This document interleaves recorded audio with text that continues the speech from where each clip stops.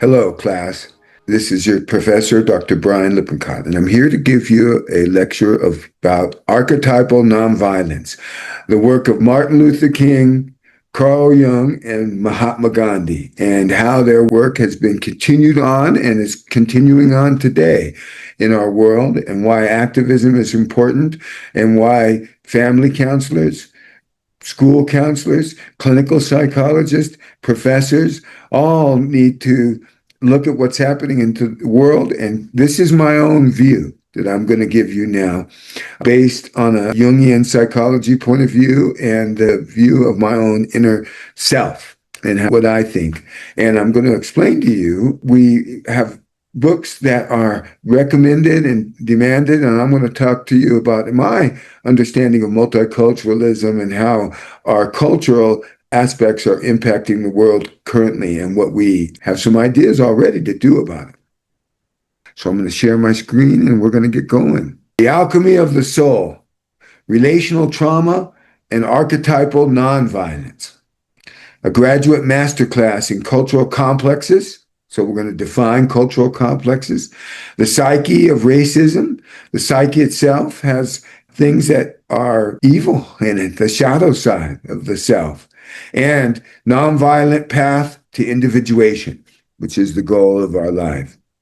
Dr. Brian Lippincott, professor of psychology at John F. Kennedy School of Psychology at National University, clinical psychologist and flow neuroscience coach. Let's move on.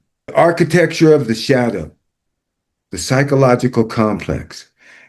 What is that? An emotionally charged aggregate of psychic experiences, constellated, which means they're coming together, constellated around a thematic nucleus. They have an archetypal core to every complex. And we have national complexes. We have men don't cry complex. We have complexes. You can tell when a complex has a hold of you when you get triggered by something. It's constellated. It means it comes together around a thematic nucleus. When triggered, it operates autonomously with tornadic effect, like a tornado. This ain't Kansas anymore. Hijacking the conscious ego. The cultural complex of racism. At the center of the American shadow sits a profound cultural complex structured around the archetypal master-slave paradigm, a foundational split defined by systemic dehumanization. The master-slave paradigm is still operating in our capitalistic society right now, and in the painful things that we are going through, that we see around all kinds of things, immigration and so many different topics. War, which we've talked a little bit about, and we'll talk more about war and its effect on soldiers and the people at home.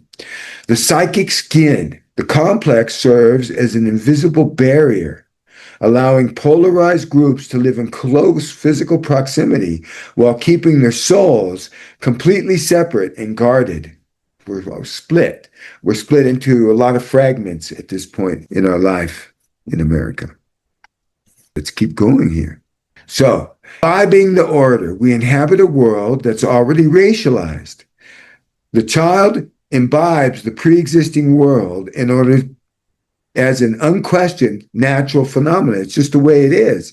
Life is the way it is. Even though all sociologists, anthropologists, all scientists agree that race is a social construct, it does not exist in reality.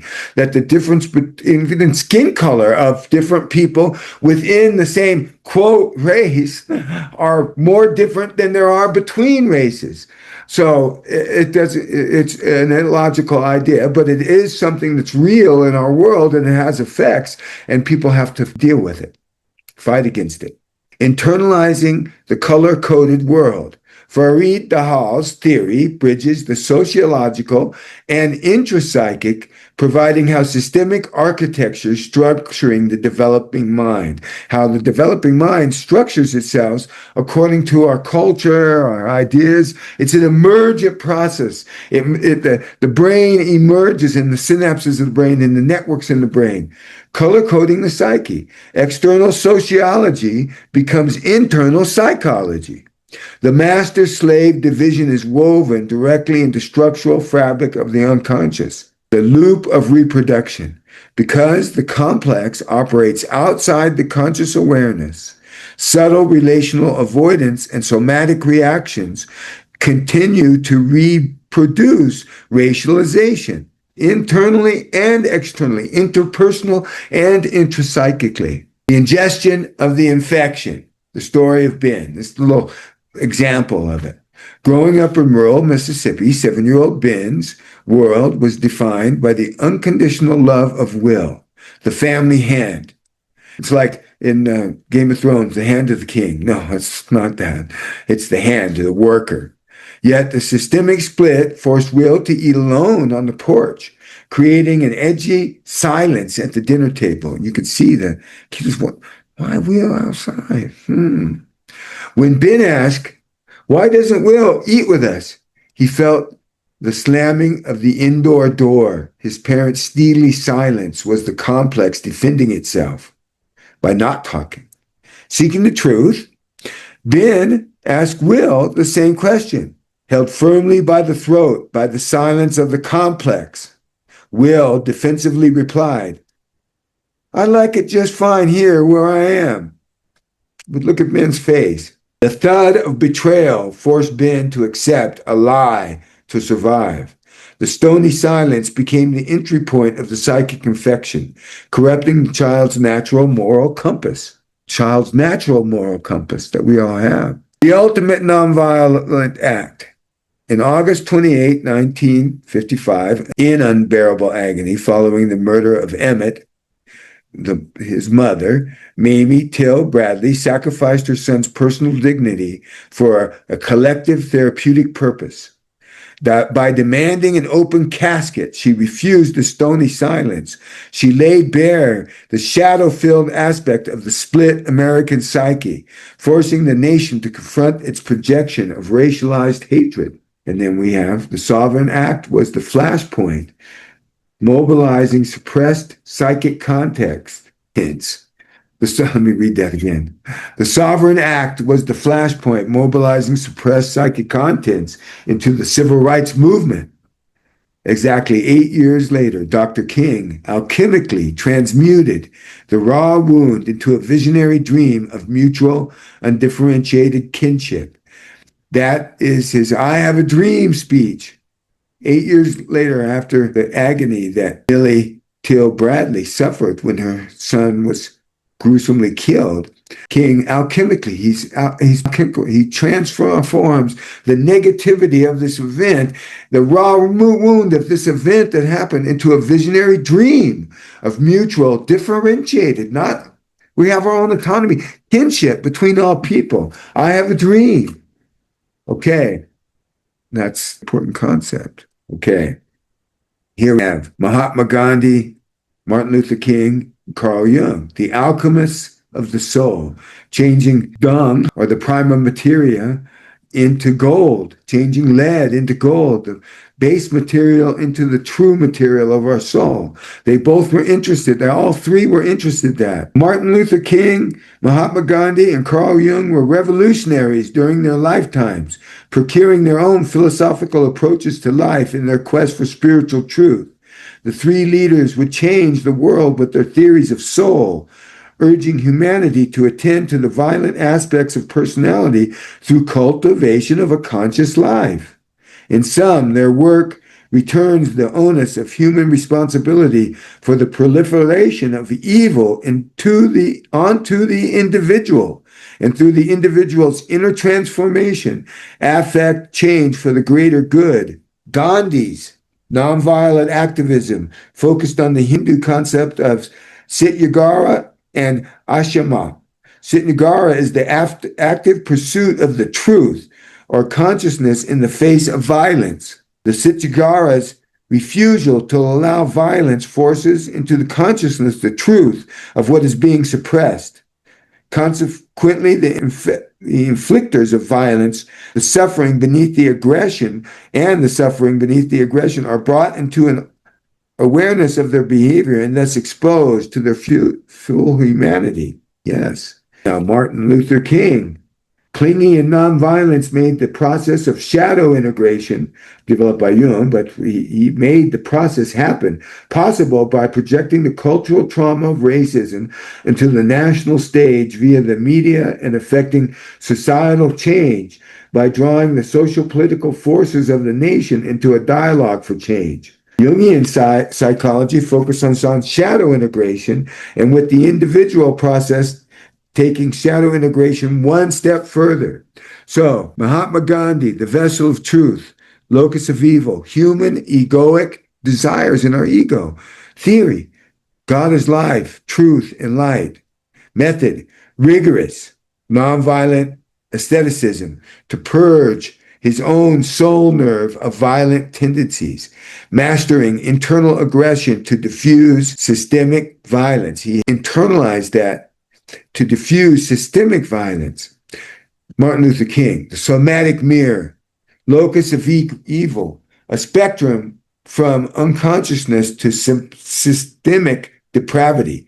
The locus of evil is a spectrum from unconsciousness to systemic depravity. Theory, personalism, the absolute dignity of every person, every personality. Method, the nonviolent resistor acts as a mirror, bringing hidden systemic violence to the surface of the social body. Talking about it. Carl Jung. The intrapsychic theater, he's dealing with the intrapsychic. Martin Luther King is dealing with the external, the interpersonal. The locus of evil for Jung is the unintegrated shadow. The theory is the transcendent above function, where we rise above our own shadow side. We admit we could be Nazis, we could do terrible things. Any of us could do that. The method, divine consciousness develops through human beings when they integrate shadow elements, retract projections, and dismantle their complexes. Jungian psychology focuses on shadow integration, and with the individuation process taking shadow integration one step further. The final phase of individuation involves the ego's surrender to the self, a mysterious process altogether, for it involves a leap of faith into the instinctively sensed but essentially unknown realms of existence. Labeled by Jung as the collective unconscious, this vast storehouse of human experience lies below the threshold of the personal unconscious. When accessed, it can mediate one's destructive instinctual urges to power and aggression and connect one to the collective, thereby imbuing the personality with a sense of purpose and meaning. Having consistent access to one's unconscious life is therefore crucial for psychological health. Jung's study of the archetypal self became the thrust of his work and his greatest contribution to psychology. Gandhi, King, and Jung influenced history, their legacies driven by a common purpose and procurement of psychological wholeness through the development of a conscious life. The tributaries of thought were all aligned around a central concept that Jung called individuation. The individual's unique purpose, unfolding across the lifespan, deeply connected to the collective and bridged to the divine, continuating through each man's unique form of activism.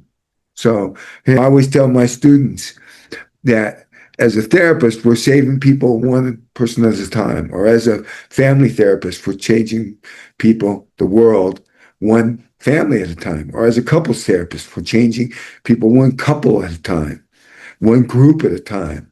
That's what we're doing as therapists. The Eightfold Path of Nonviolence. And if you look here, there's 6 around the outside. These are Martin Luther King's. And then we bring in Gandhi's in the center in these 2 actual things. So let's start with Gandhi in the center. In a mandala, you always start at the center. The whole mandala is the totality of all this, but the center is Satyaganda, truth force, refusal to cooperate with a lie. I'm not going to cooperate with a lie. Amsat, Amasa, Ahimsa, Ahimsa. Radical non-injury, the feminine practice of psychological holding. I would not use the word personally, it's used in Jungian psychology, but the earthy, The earth practice of psychological holding, the earth just keeps taking. Sometimes I worry that it's not going to take much more, but it does keep saying it is the feminine accepting force. It's not trying to change things like the masculine would be. Or the doctor. I like the images of the doctor and the nurse. The doctors, you don't care about their self. All you care about is their hands. Can they put in the heart? Can they put in the knee? Can they put in the deal with your brain? And they can be narcissistic because they're trying to do something to you. You're a thing to them and they're trying to fix you. And when you need a doctor, you really need a doctor who knows some things. But when you're walking through the valley of shadow of death, when you're really in the hospital and you're really hurting and you need somebody with you, you want the archetype of the nurse. And psychotherapy is more based on the archetype of the nurse than the doctor, although both are parts of it, just like the human being can be masculine, feminine, or transgender, or different blends of all different kinds of things. But these two principles are the core, the truth force and the radical non-injury. Now, Martin Luther King's ideas. Nonviolence is active, nonviolent resistance to evil. You're calling it evil, but you're actively, not passively, actively, but non-violently, not hurting the other people, threatening them, but you're moving past that resistance to evil. Seeks to win the opponent's friendship and understanding, not humiliate him. Yes, Elliot Aronson talked about cognitive dissonance and how arguing for the other side in a debate makes you understand that side and makes you more not so polarized. So we need to argue for both sides. We need to allow that inside of ourselves. The shadow and the hero need to both be there, or however you, for me, it's Tarzan, James Bond, and the cowboy. Those are the archetypes there for me, but that's, everybody has their own images and their own archetypal self-directions. Directed against the force of evil rather than against persons. We're against the system, the evil system, or the force of the evil, the will to evil, but we're calling it evil. Willingness to accept violence if necessary, but never inflict it. I mean, most of the time that means turning the other cheek and accepting what that other people will do to you. And sometimes that happens in protest and activism, that you can get canceled or you can get judged or whatever. Avoids internal violence of spirit as well as physical violence.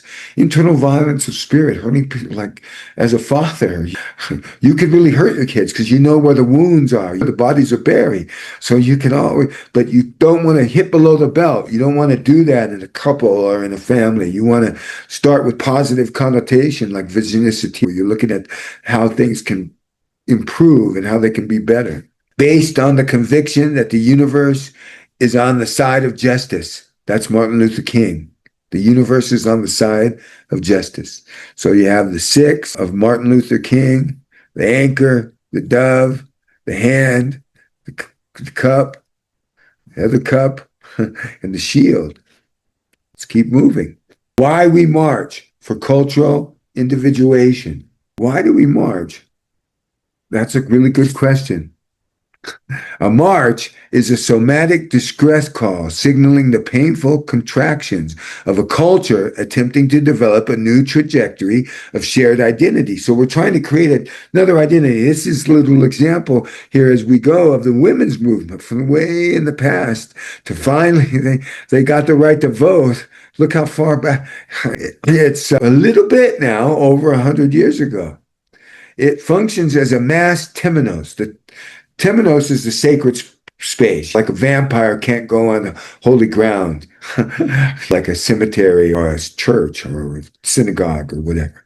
It functions that's the sacred space. That's the analytical field. That's the therapeutic relationship that we create as therapists, where unintegrated communal energies are physically catalyzed into new psychological life.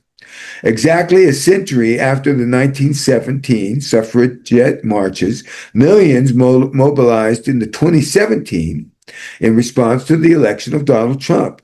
And this was the Women's March. Why did the women have march?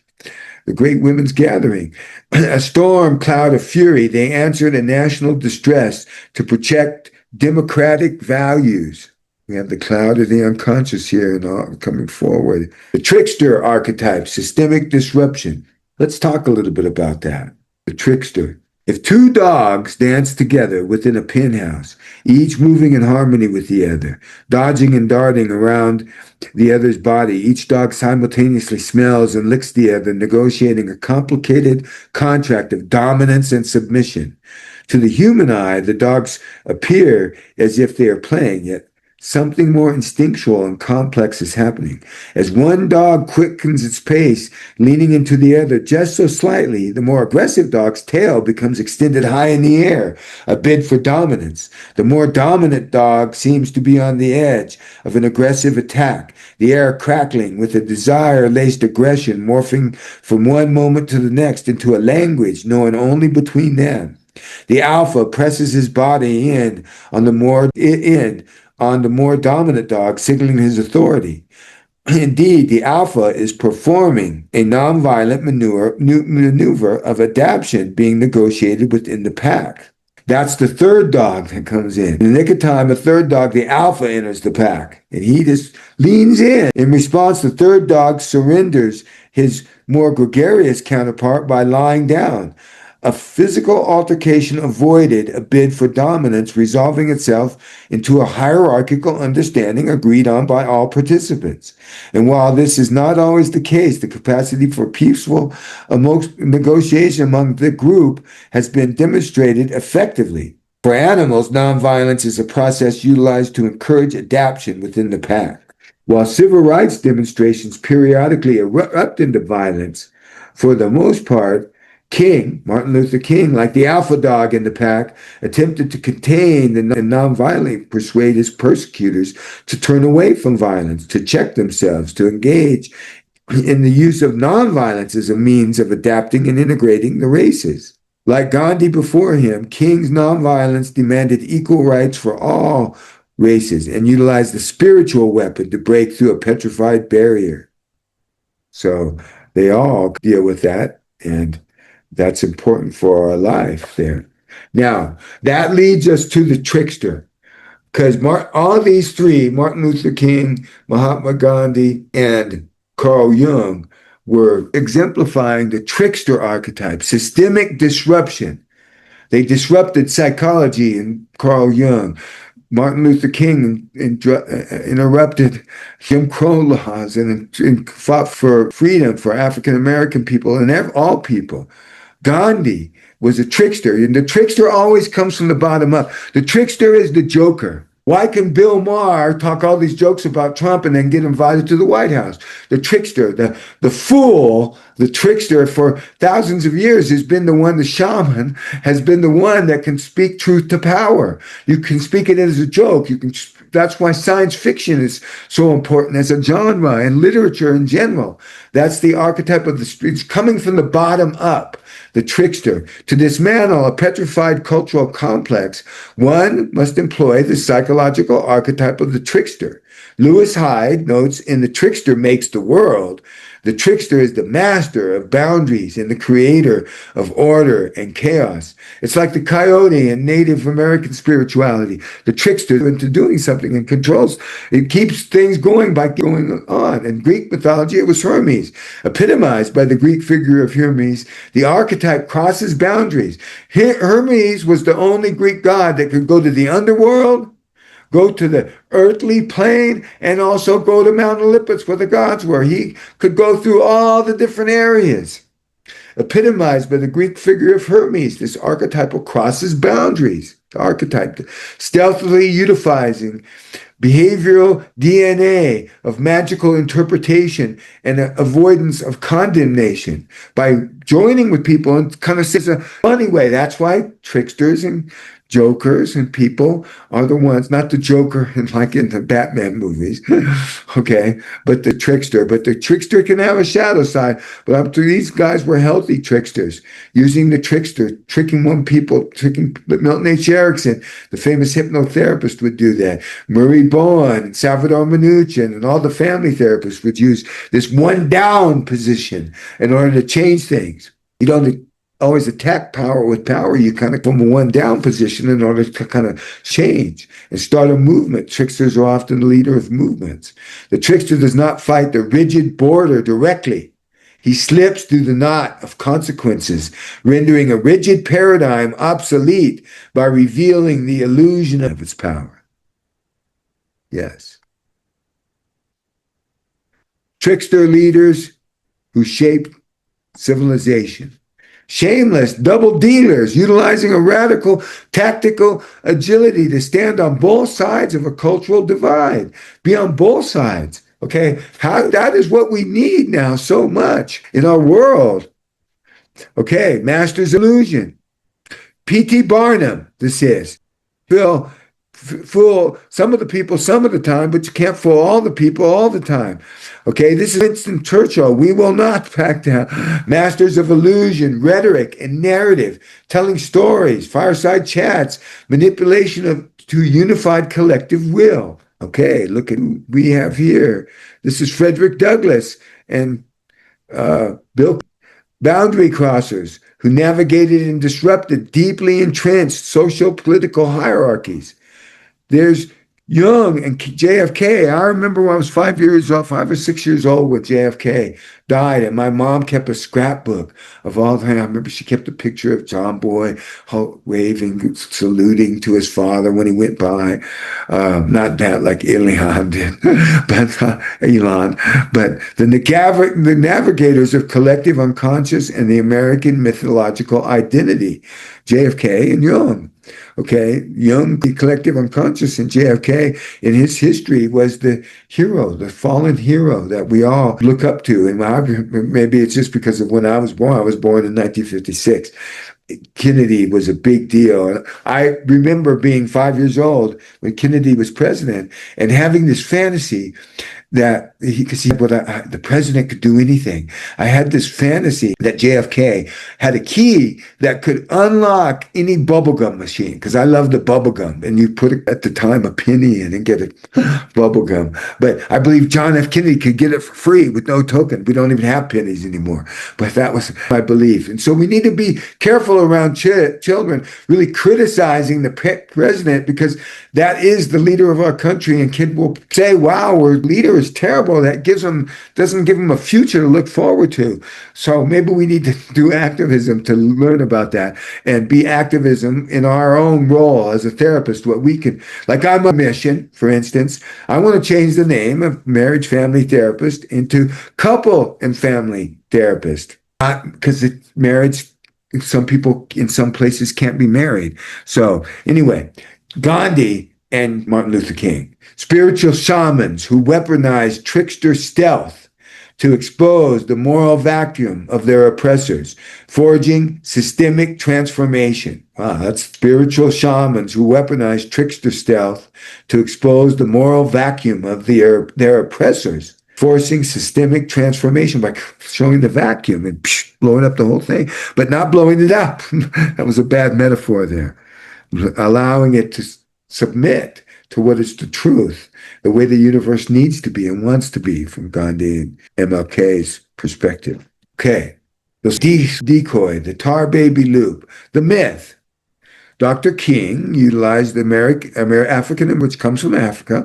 The trickster archetype is a lot of tribal stories that the historians from Africa have studied, and that he's talking about African-American trickster folklore. Briar Fox attempts to trap Briar Rabbit out of hatred, only to entrap himself by sticking to the sticky tar baby. And that's what happens in family. You get stuck to all these complexes, and you can't move. You become rigidified. You're undifferentiated. You're just part of a group that, oh, this is the way I act. Oh, I'm a man. I can't cry. That type of thing. The reality, the marchers were trained to be a somatic tar baby by maintaining total silence and radical non-injury, the Hindu concept from Gandhi of ahimsa. They met the oppressor's violence with zero resistance, no resistance. And who looks bad in this picture?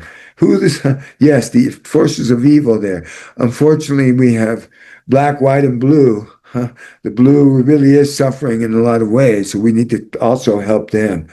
Maybe it's because for 20 years, I was on the team that did all the critical incident briefings for the California Highway Patrol and the fire departments around in the area. Cal Fire, the people that went out to forest fires. The oppressor's projected shadow had nowhere to land. The oppressor's projected shadow, where was it supposed to be? It bounced back into their own psychological systems, publicly entrapping them in their own unhinged brutality in front of national cameras. That's the trickster archetype right there. And that's utilizing coming from a one down position. And sometimes that's a great technique, the Colombo technique in cognitive behavioral therapy, the downward arrow. Oh, I just don't, could you tell me a little bit more? I just don't understand why. That's motivational interviewing, looking for the discrepancy, creating a discrepancy and discussing it. There's a lot of psychological techniques that the trickster is part of. The March on Selma in 1965 as a clinical crucible, the analytic interpretation. Selma was a collective clinical session, a physical enactment of shadow work designed to heal the profound systemic split in the national psyche. The mass Temenos, the Edmund Pettus Bridge functioned as a sacred psychological container. It held raw, violent, unintegrated communal energies of oppressor and oppressed long enough for a new life to catalyze. That's an important aspect. And one of the people we want to talk about is Sheriff Clark doing this. On the shadow side of the complex, aggression and violence can increase when the aggressor's projection cannot be dissolved due to deeply entrenched psychological defenses.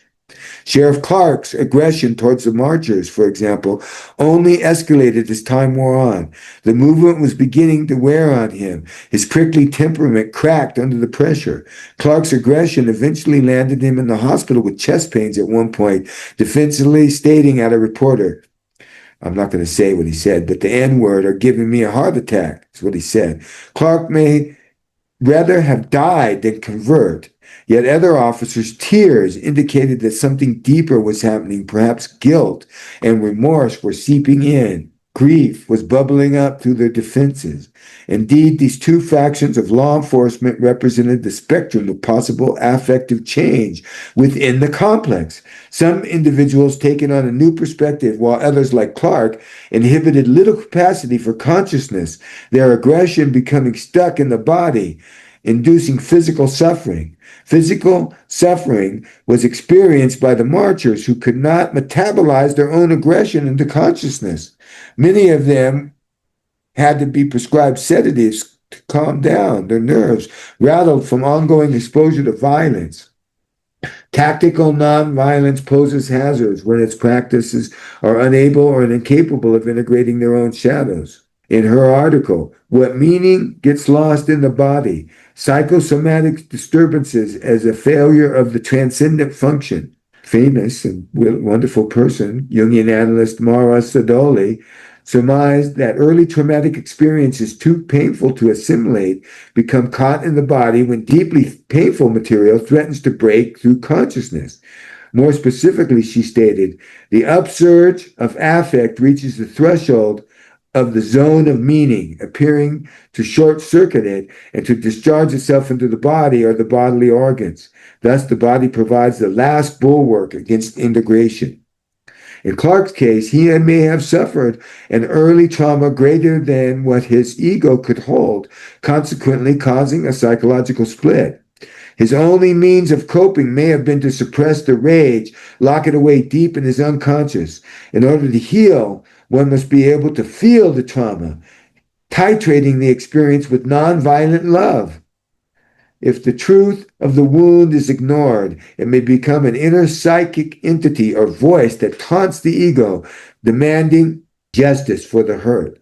The inner voice manifests as the master-slave dynamic, of which the ego is unconscious, but which rules the inner house. In order to survive the violence, the ego identifies with the aggressor, or archetypal inner master, and begins acting the inner tyranny out on the outer world, making the other the slave through violence and aggression. The loneliness and isolation experienced by the ego in the sadistic paradigm creates an inner slave, the victimized other within the split. So maybe in this way, Sheriff Clark was actually the victim of this, and he was a victim himself. Return of the projective shadow. Because the marginalized citizens carry the cast-off projections of the dominant group, think about that.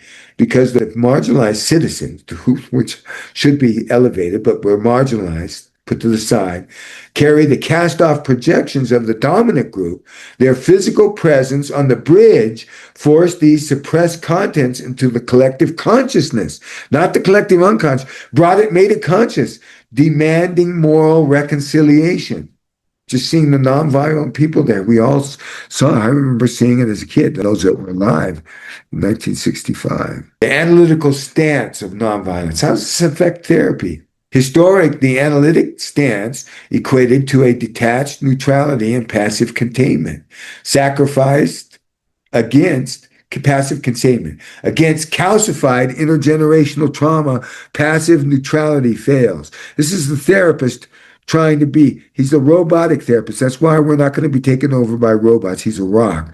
He's the blank slate that you can project on in Freudian, but that doesn't work. Against calcified intergenerational trauma, passive neutrality fails. You can see this the other way. Maybe this is the therapist and he's being passive because he doesn't know what to do with this calcified person. I've had clients who are racist, and it's really hard to deal with that. So sometimes that analytic stance does not work. Nonviolence, though, is not passive. It is an active, nonviolent resistance. By embracing the therapist, the client steps into the power paradigm of agape, divine mutual love. And you can see the intersubjective field. It's visual here in this. I see things like this. Sometimes I see wonderful things going between me and the client here. Sometimes I see dark clouds coming from the client, taking over. Sometimes I have a parent over here that's projecting a dark cloud on the kid, and we can see these forces in psychoanalysis and analytic work and deep therapeutic work and family therapy. Agape becomes the dominant ingredient in the therapeutic relationship, holding the tension of the opposites and connecting both individuals to a higher purpose and justice. Clinical application. The case of Linda. She's got all these hauntings over her. Now, Linda was not a person of color. She was gay, but she had that same oppression of the society at this time on her about being gay and having some of the other things that she had that were problems. In the therapeutic hour, the ghost of cultural complexes enter the room, demanding a container strong enough to hold their tornadic affect. She would have terrible emotion, like a tornado would rip through her. Okay. Applying archetypal nonviolence, the therapist utilizes ahimsa, psychological holding. This is what Donald Winnicott called the holding space, the holding environment. It's what Jung called the temenos, the sacred space. I always use the metaphor of the bomb squad. If the school, somebody calls in a bomb thing and they find a bomb, the kids find a bomb at the school, they're not going to blow up the bomb right there. They're not going to go over and mess with it with kids watching. They're going to put it in a box. They're going to take it way out into the field. It's going to be a safe place before they,